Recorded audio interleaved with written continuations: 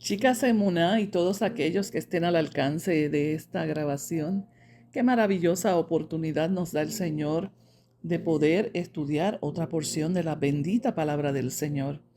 En la tarde de hoy concluiremos el estudio del libro de Josué.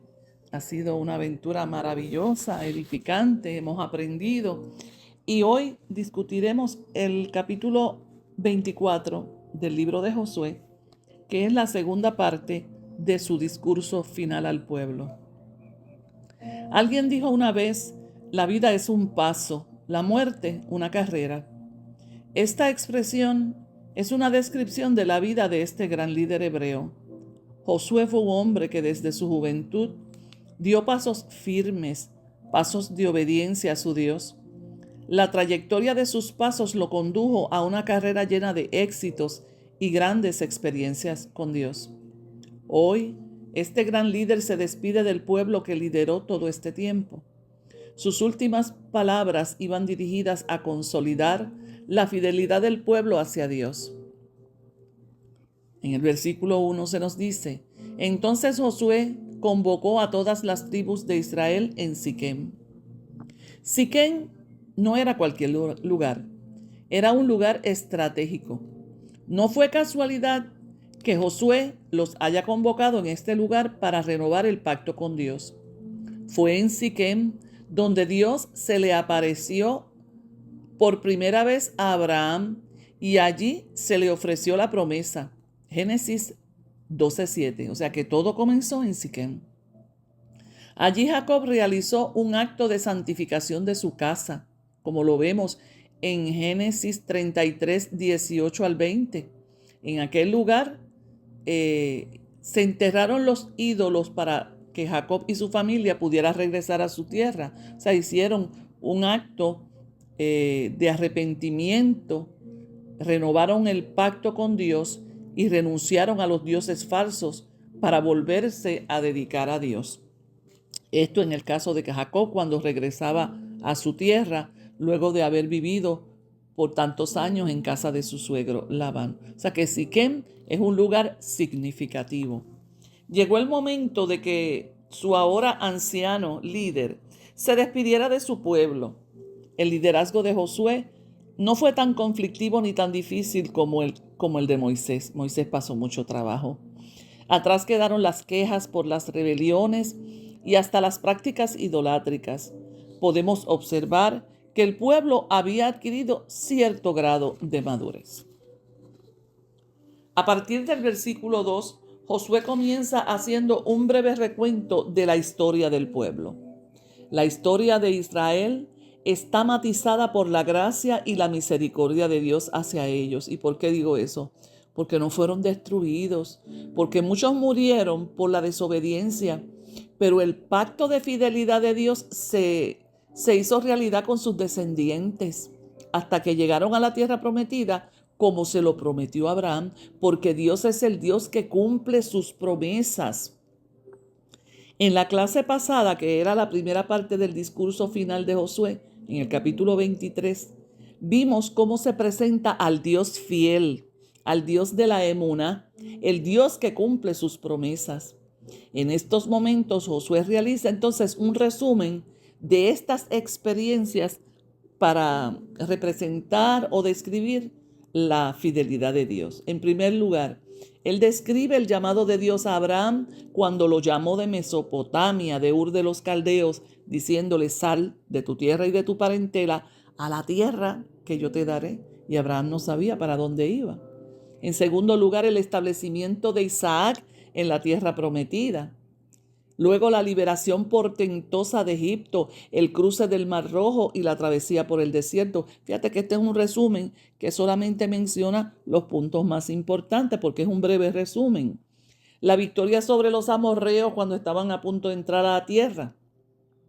La preservación de un pueblo bendito ante la intención del rey moabita Balac y el adivino Balaam de maldecirlos. Eso dimos una clase donde este falso profeta o adivino comprado por este rey moabita Balac quiso maldecir al pueblo y no podía porque es que era un pueblo bendito, no podía maldecirlo.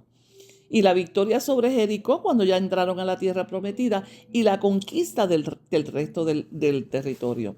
Este resumen lo hace Josué para confrontar al pueblo ya en sus momentos de que iba a morir, de que Dios había sido fiel a su promesa durante todos esos años y él requería un pacto de fidelidad de parte de su pueblo. Josué les lanza una advertencia y les dice: no fueron tus espadas ni tus arcos que te dieron la victoria. Eso está en el versículo 12. Ahora que ya habían conquistado casi toda la tierra, no deberían enorgullecerse pensando que todo esto lo lograron por sus propias fuerzas y capacidades. Y es que los seres humanos tenemos una tendencia a confiar demasiado en nuestras propias capacidades, en nuestras propias fuerzas. Y si bien es cierto que Dios nos la ha dado, tenemos que siempre tener la perspectiva, esta conciencia de que fue Dios el que los introdujo en la tierra prometida y de que es Dios que nos permite a nosotros tener los logros que tenemos. En el versículo 14, Josué les recuerda el pasado idolátrico de sus antepasados que le trajo tanto problema.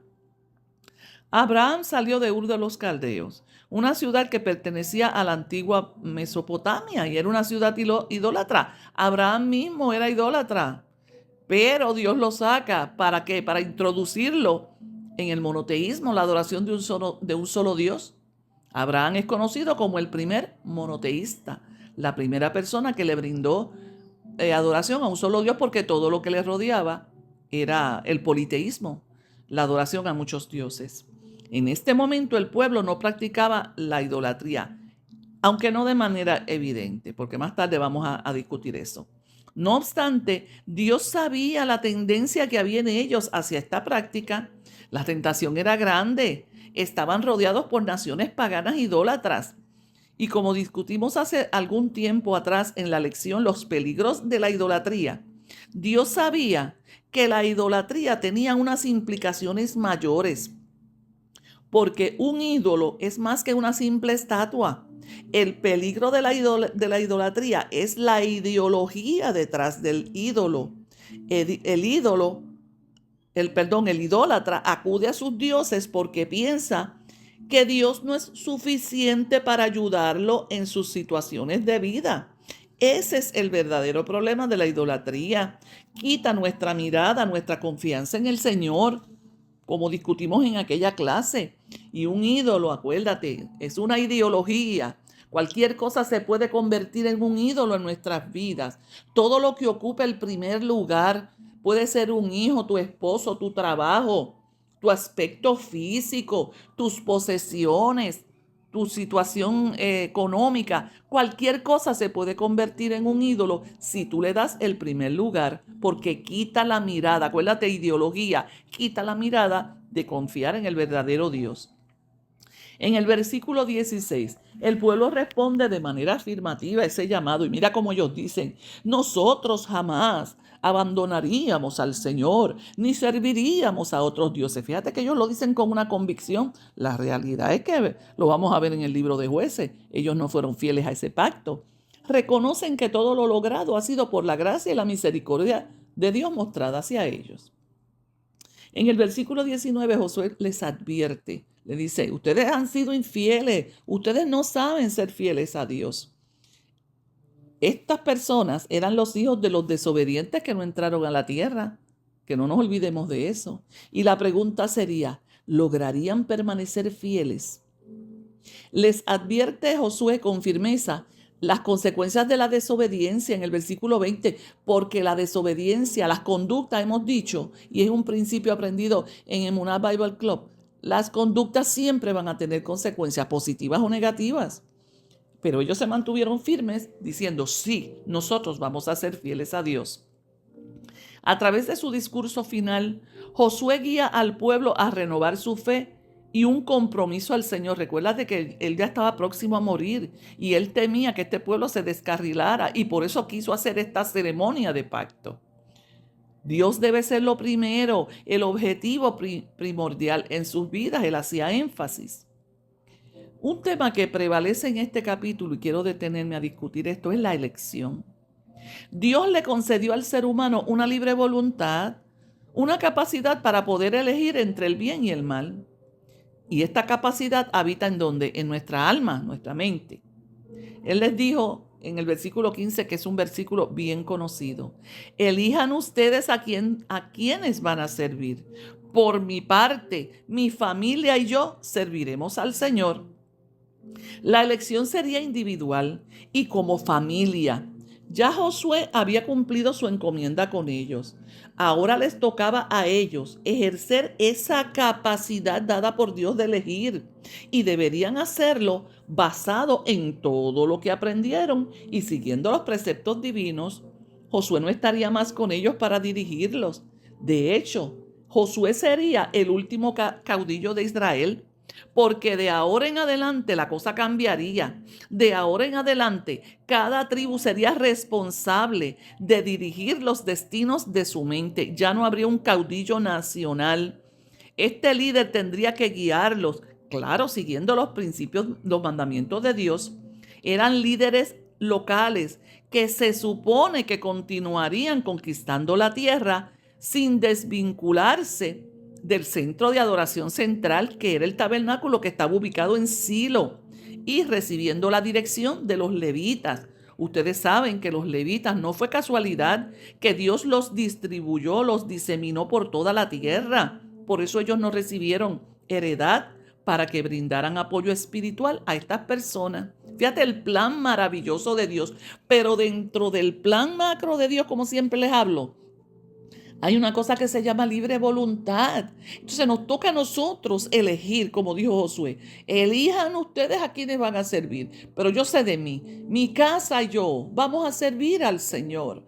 Por lo tanto, es imperativo que nosotros tomemos decisiones basadas en la experiencia que hemos tenido con Dios y decir: mira, esto conviene a mi familia. Esta decisión que voy a tomar ahora redundará en beneficio del futuro de mi familia. Dios nos ha dado esa capacidad de elegir. Él no nos obliga, no obligó a Adán y Eva. Ellos tuvieron la libre voluntad y ya ustedes saben lo que pasó. Pero nosotros tenemos por lo menos una guía, que es la palabra de Dios, para no equivocarnos. Nos podemos equivocar, claro está, pero por lo menos tenemos esa palabra de Dios, que es lámpara a nuestros pies, que es lumbrera a nuestro camino. Que no se nos olvide, hay un pensamiento que escribí aquí que dice: las decisiones que tomemos en el presente determinarán nuestro futuro. Por eso es bien importante que cada decisión la hagamos siguiendo los preceptos divinos, contando: Señor, ¿qué tú crees? Voy a hacer esto, voy a hacer lo otro, tengo este plan para mi familia, tengo este plan para mis hijos, para mi matrimonio, siempre sometiendo nuestra voluntad a la voluntad de Dios. El compromiso de fidelidad tendría que ser demostrado con acciones. Y siempre se los dije en la clase pasada, hay que ponerle patitas a la fe. Esto no es cuestión de boca, decir: ay Señor, yo te amo, ay yo te amo tanto, Señor. No, no, la obediencia es acción, lo dijimos la semana pasada. La obediencia es acción. Entonces Josué les dice: ustedes decidieron, ¿verdad? Con su boca. Ustedes decidieron seguir al Señor. Pues ahora lo van a demostrar con sus acciones. Destruyan los ídolos que tienen entre ustedes. Por eso les dije que solapadamente ellos habían dejado la idolatría, pero parece que escondidito ellos sí tenían ídolos. Había un problema de idolatría todavía entre el pueblo, aunque de manera solapada, disimulada. Ellos tendrían que ponerle acción a sus palabras, y eso es lo que el Señor nos dice en esta tarde. Ponle acción a tus palabras. No te quedes en: Señor, yo te amo, Señor, yo voy a cambiar. No, ponle acción. Empieza a negarte a ti mismo, a ti misma, a decirle que no a las prácticas que tú sabes que no te hacen bien, a tu vida personal, a tu vida familiar, a tu vida espiritual. Eso te toca a ti, eso me toca a mí. No es el Señor el que me va a cambiar. No, no. Su acción poderosa en mí cuando yo elijo, cuando yo elijo. Te repito, ellos tendrían que ponerle acción a sus palabras, patitas a la fe. ¿Cómo? destruyendo los ídolos. Empezaron a sacar los ídolos, yo me los imagino sacando los ídolos debajo del matre, sacando todo aquello escondido. Pues Dios nos dice hoy, saca los ídolos, identifica qué es eso que te está apartando de Dios y sácalo, destrúyelo. No lo aceptes en tu vida ni en la vida de tu familia. En el versículo 25 se nos describe que esta ceremonia fue muy importante para los israelitas porque allí toda la nación reafirmó su compromiso con Dios. Este pacto estipulaba que ellos seguirían los decretos y las ordenanzas del Señor, y Josué los escribió en un libro como recordatorio del acuerdo. Y esto es bien interesante, mira lo que hizo. Acuérdate que esto es una sociedad antigua. Llevó una piedra rodando, yo me lo imagino, hasta debajo de un árbol y les dijo en el versículo 27, esta piedra escuchó todo lo que el Señor nos dijo. Será un testigo contra ustedes si no cumplen lo que le prometiste. Hoy nosotros vamos a hacer cualquier documento o acción legal y a veces se nos piden testigos y el testigo tiene que firmar. Pues ellos no, esa no era si ellos no sabían ni leer ni escribir, pues entonces utilizaban cosas concretas como memoriales de los diferentes eventos. Entonces él coge esa piedra, la rueda y la pone debajo de ese árbol y les dice que esa piedra será el testigo. Las rocas en la Biblia son símbolos de firmeza y estabilidad. La primera mención que se hace de una piedra como memorial, como testigo, es en Génesis 28, del 10 al 22, ¿se acuerdan? Cuando Jacob tuvo aquel sueño significativo de la escalera que se unía el cielo con la tierra, donde los ángeles subían y bajaban. Y al despertar, dice la Biblia, que él tomó la piedra que le sirvió de cabecera, derramó aceite sobre ella e hizo un memorial. Y llamó a aquel lugar Betel, que significa casa de Dios. Hay otros memoriales con piedras, como se ve en Génesis 31:46, en Deuteronomio 27:4 y que ya estudiamos en Josué 4 del 6 al 21, donde Josué hizo un memorial con las piedras. La muerte de Josué marcó la culminación de un tiempo en la historia de Israel. Se cerró ese tiempo, comenzaba una nueva etapa. Fue una etapa gloriosa, a pesar de todas las dificultades. Y este pueblo mostró un nivel de fidelidad a Dios mayor que sus antepasados. Eso tenemos que reconocerlo. No le dieron tanta candela a Josué como los antepasados a Moisés. Ellos fueron testigos y recipientes de la promesa hecha por Dios a Abraham de que les daría una tierra. Josué murió un tiempo después de haber ratificado este pacto. Murió a los 110 años y fue enterrado en la tierra asignada a su tribu, que era la tribu de Efraín. Dios usó grandemente a este hombre que se destacó por su humildad, su fidelidad, su espíritu de servicio y valentía. Ciertamente el Espíritu de Dios habitaba en él. El pueblo ratificó su pacto de fidelidad al Dios vivo. Sus expresiones fueron contundentes y convincentes. Serviremos al Señor nuestro Dios, lo obedeceremos solo a Él, dijeron en el versículo 24. Y una gran piedra fue testigo de este gran momento. El pueblo entraba en otra etapa, una etapa en la que tendrían que demostrar su crecimiento y madurez espiritual. Su líder ya no estaría con ellos. Yo me imagino que algo así le pasó a los discípulos cuando su maestro Jesús, el Yehoshua del Nuevo Testamento, acuérdense que Jesús es el mismo nombre en hebreo que Josué, Yehoshua. Pues lo mismo le pasó a los discípulos. Ellos entraban en otra etapa y tendrían que demostrar un nivel de madurez, porque su líder no estaría con ellos.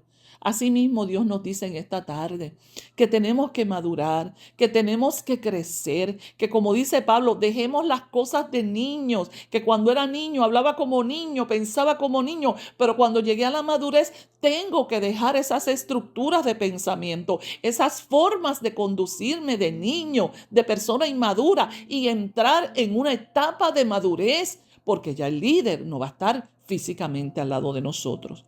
Bendito el Señor, que Él no nos dejó huérfanos, nos dejó al Espíritu Santo, que es el Consolador, que es nuestro guía. Bendito sea su nombre. No estamos solos en este camino, en esta empresa. Por último, concluyo. El epitafio, ustedes saben que un epitafio es una inscripción que se pone en las sepulturas. Pues el epitafio en la sepultura de Josué no fue escrito en una lápida, porque esa no era la costumbre de ellos. Pero sí su recuerdo quedó escrito en las vidas de cada persona que él inspiró. Esa es la lápida de Josué, porque yo no sé si ha sido inspirada, si ha sido inspirado con estas clases del libro de Josué. Yo lo he sido.